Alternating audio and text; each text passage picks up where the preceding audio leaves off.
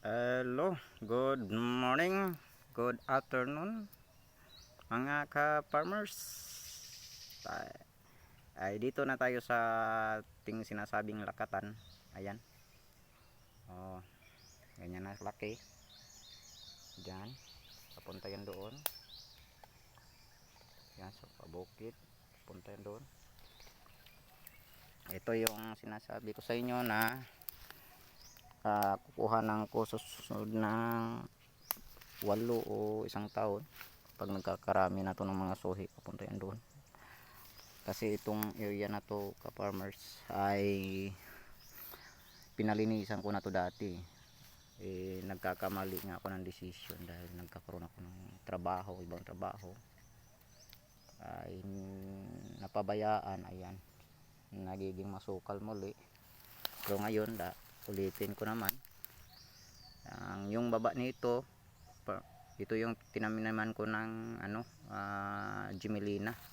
Ito malaki na rin Gemelina sa baba nito. Kita nyo ka-farmers yung Gemelina natin.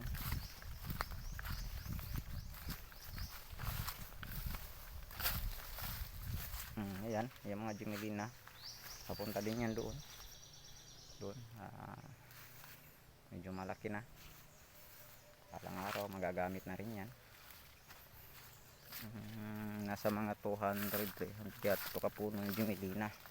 At saka dito sa kabila naman, ito magkatabi lang kasi sobra hektarya yata to.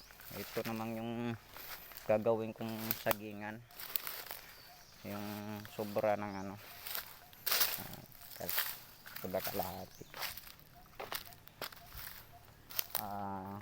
or malapit yata to hektarya rin. Ito yung gagawin kong lakatan, na taniman ng lakatan. Ito bata pa, siguro mga baka isang taon, magkakaroon na tayo ng mga similya nito. Ayan mga tinatanim ko. Ayan, papunta yan doon sa bukid. At yung luya dito ko rin itatanim, ganyan. Pag napuno ko tong mga malapit hektarya, yung similya ko ng luya, yun din ang itatanim ko dito. Pagitan lang sila kasi 3 meters yung agwat ng tanim ng saging. 3 meters yan. Medyo nilayo-layo ko ng konti, or tama ba yan? Yung mga magagaling dyan sa lakatan,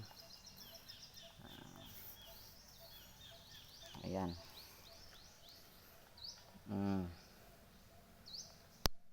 So magkakaroon na tayo ng similya mga ka-farmers. Malalaki-laking taniman to susunod. 2026 pa kasi target nito ng taniman kasi busy ako ngayon sa ampalaya.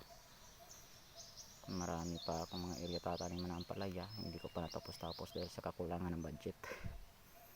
Yung kabilang ampalaya natin medyo malaki na, baka July katapusan o first week ng August yun makuha na yun.